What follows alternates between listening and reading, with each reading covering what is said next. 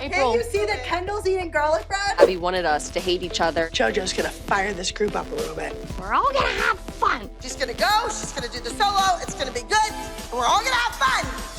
I like that one. You guys, the moment we have all been waiting for is finally here. Lifetime finally aired the Dance Moms reunion, and let me tell you, it was a total mess. As y'all already know, this reunion happened sometime last year, and people have been eagerly waiting for the whole thing because even with the snippets we were served last year, it was obvious that trouble was brewing, and the main topic was about the OG girls who never attended the reunion. We'll get to that a bit further down, loves. For now, we got front row seats to what these girls think about the whole thing, especially now that they're older and can put into words the things they were not able to address back then. And so, without any further ado, let's get right into it. Is your mother Get speaking your for finger you? Do you out want to of be my face. Girls out the room. Yeah, you idiot. I believe I'm speaking for all the Dance Mom OG fans when I say that this reunion literally gave people sleepless nights. In case you missed the teaser, let me fill you in on it real quick. So, around early November 2023, Lifetime announced a Dance Moms reunion, which was set to bring together the former OG stars to talk about the good, the bad, and everything else in between. Lifetime then went ahead to show a sneak peek pics and videos of fan favorites including Chloe Paige Brooke, Kendall, Kalani, and of course, JoJo Siwa with a very catchy caption. You heard it here first, the squad is officially back together for a Dance Moms reunion coming 2024 only on Lifetime TV. Of course, the reunion couldn't have made sense without the girls' moms. If anything, fans were more eager to hear what they had to say after all these years on exactly why they put their daughters through such a horrific and toxic environment. So we waited and waited and waited even more. Then, almost 6 months later, we now have all the answers. And you guys, listening to the conversations, confessions, and all the deep dives about the show was heartbreaking to say the least.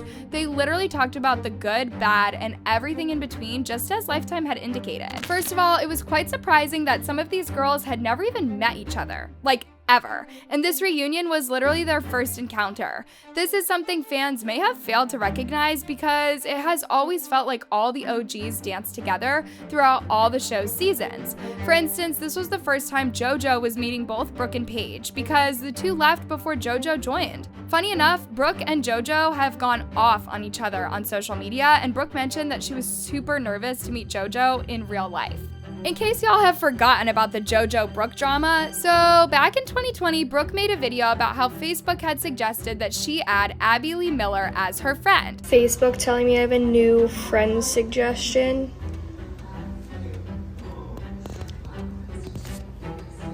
By now, everyone knows that if you want to get JoJo's attention, all you have to do is talk about Abby. And so out of nowhere, JoJo responded to Brooke's video saying, it's one thing to just not add her back, it's another to post it. One thing about JoJo Siwa, she will always ride for Abby. Like, she's literally the only girl in the entire Dance Moms show that still talks to Abby and praises her for being like the best teacher. Abby can never do no wrong in JoJo's eyes, and we'll have to talk about this further down. So anyway, as awkward and tense as Brooke was feeling when she finally met JoJo and the other girls, the vibe was okay. Zero tension. All right, now to the more serious stuff.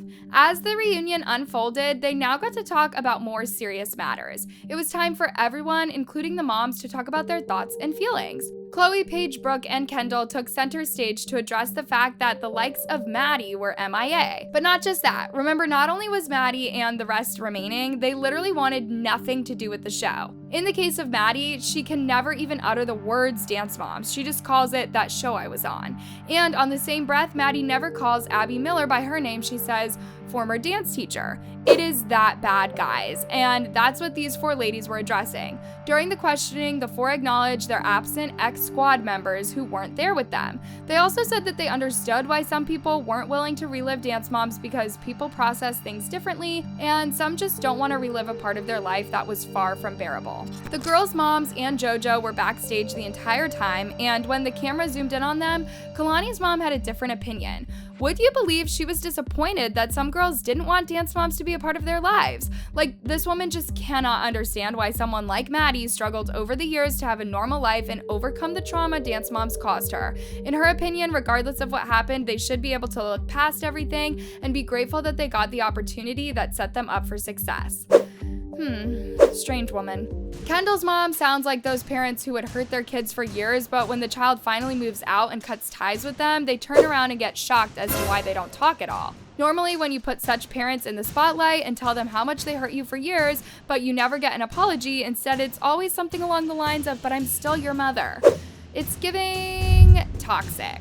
Back on the main stage, Kendall wasn't as gracious or sensitive to other people's choices as the other girls. She put on her mean girl energy, as always, saying that if the missing girls didn't want to be associated with dance moms, then they should never mention it in interviews or talk about that phase ever. According to Kendall, it didn't make sense that these girls were still talking about dance moms, which isn't actually true because most of them usually answer questions regarding the show only when it's brought up and never try to milk it as a storyline.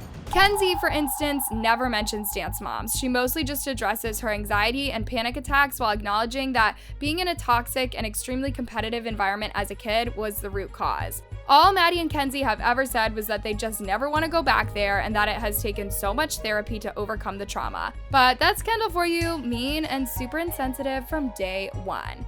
Nia also came out to address the issue. Here's what she had to say. I've been getting a lot of this question, obviously. Personally, I wasn't going to say anything because I just don't want to start drama. Not that this would even start drama, it really shouldn't. Yeah. And also I didn't want to make it because I don't want it to seem like I'm searching for attention, because I really don't care. I really don't need the attention. I've been getting this comment a lot, and I've also been seeing things, and I just don't want a false narrative out there. Okay, I hate to break it to you guys, but the reason is quite simple. I just really didn't want to do it. Yeah, it's pretty plain and simple. I just didn't want to do it. Some people think it was because I had sorority stuff. Nope, I didn't. Some people think it's because I'm in school. I am in school, but it wouldn't have been an issue. I just didn't want to do it.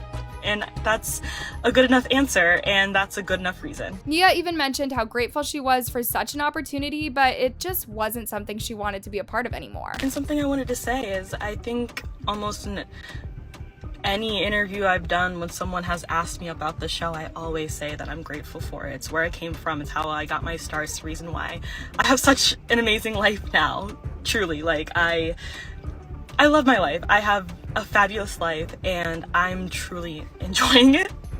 But yeah, you can go back to other videos or interviews I've done. I always say that I'm grateful for the show. It's not that I'm not grateful for it. I've always been grateful for it. It's not that. Y'all already know that the one person who just had to throw her 2 cents on this, yep, you got that right, JoJo Siwa. In JoJo's words, it's actually sad that some people didn't want to participate. At this point, there's no point in addressing JoJo because we all know where she stands on this matter, but there's something else we need to talk about, y'all. Remember JoJo came in when the show was on season 5 and lasted till season 6? Meaning, unlike the other girls who premiered the show, JoJo already knew what she was signing up for because the show had been on for 4 seasons and it was pretty clear the kind of environment that she was walking into and the kind of person Abby was. But JoJo joined anyway and remains the only participant who still thinks Abby is an amazing person. My point is, for a very long time, people have always felt like JoJo was Abby's victim, and maybe she forced herself to love Abby as a coping mechanism, but there's more to this. It could be that JoJo is just one of those people who expect others to suck it up and move, or she was raised in an alternate universe that praises villains. It's actually just shocking that JoJo ended up on Abby's side because throughout the show, I don't think there's any girls who talked back at Abby the way that JoJo did. Every time she defended Abby during the reunion, literally all the other girls were giving her the side eye, girl, what are you even talking about? We were there too. Still on JoJo's character, it now makes sense why she has always been a nuisance and sided with villains. She's one of them, and that's literally what she has proven to us over and over. I don't even have the strength to talk about her recent drama about her rebranding and that song that she stole, but remember guys, just before that, she was trending after being exposed for mistreating her former ex-OMG dancers. It was reported that at one point she screamed insults at the girls during a performance and that she played a role in helping build a cutthroat environment long after the cameras were gone, playing favorites and pitting members against each other. Literally something straight out of Abby Lee Miller's playbook. JoJo literally learned from the best. The only person whose life mission was to make kids cry, Abby Miller, her best friend. Alright, moving on. Back to the reunion, the other issue that was brought up was the fact that all the missing girls showed up to a different reunion, which was literally the night before the Dance Moms reunion. So here's what happened. It was Paige's birthday and the girls showed up for her party. Happy birthday to you. Happy birthday to you. Happy birthday to you.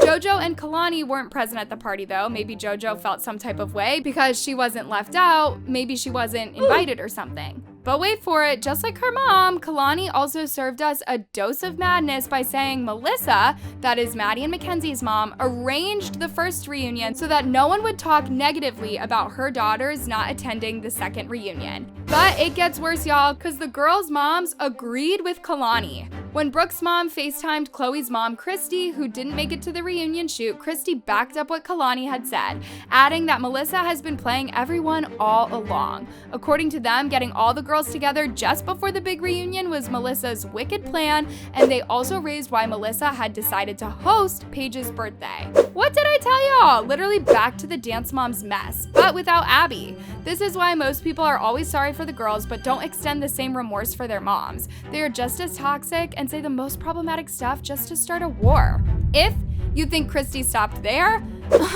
I wish.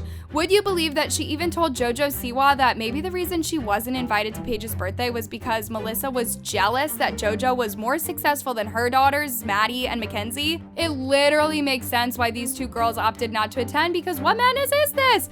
Fortunately for the Zieglers, people saw through the malice and came to their defense, because at this point, it felt like malice against them. I mean, JoJo Siwa and Paige barely even know each other, so why would Melissa invite JoJo over for Paige's birthday?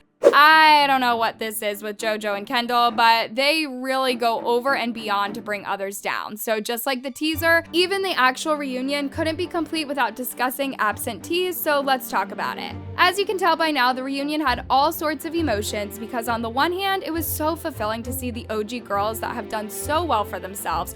Drama still managed to locate them. It literally felt like being on the show all over again, but this time without Abby screaming at them, but they somehow managed to fight with each other. Months back when it was announced, people noticed that Maddie, Mackenzie, Melissa, Nia, and Holly were missing from the reunion, and of course they had to ask.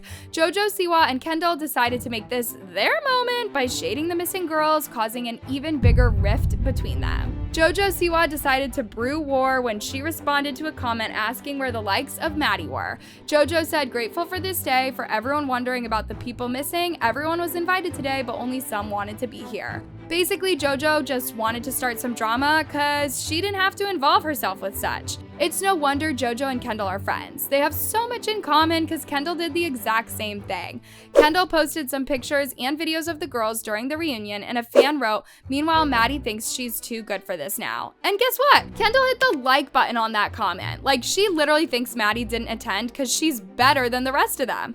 This was tone deaf shady, y'all. Kendall didn't have to respond to this comment. I don't know about y'all, but why does it feel like the entire theme for the reunion was to criticize the Zieglers? And this is the thing the girls were avoiding in the first place. It's not just cause the likes of JoJo Siwa, but there's just a way Dance Moms producers always zero in on the drama instead of the main event. Back when they were filming Dance Moms, at some point people even said it was no longer a dance show, but a war zone. I mean, 98% of the time, people were just fighting. If the moms weren't yelling at each other, Abby was harassing a child, or someone somewhere was banging the door on their way out. Actually, the moms also talked about Dance Moms production during the reunion. Believe it or not, Dance Moms wasn't meant to be how it turned out. Apparently, Dance Moms was initially supposed to be like Toddlers in Tiaras.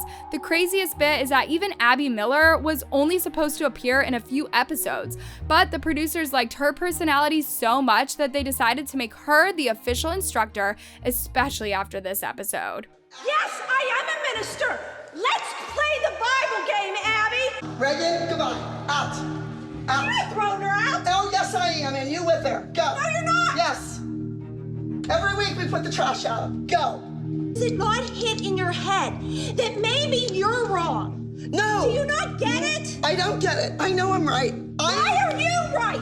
It's my building. My name's on the front. So what? Call the police. Go for it.